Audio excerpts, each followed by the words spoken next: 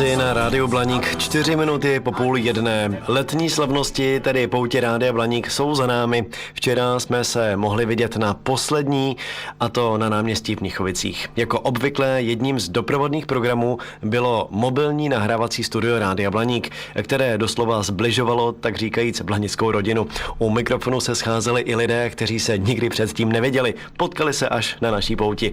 Na včerejší pouti Rádia Blaník v Mnichovicích u Prahy jste si mohli vyzkoušet nahrávání zpráv a zpívat karaoke. A jak se Blaníkům u našeho mikrofonu dařilo, to si teď můžete poslechnout v krátkém sestřihu.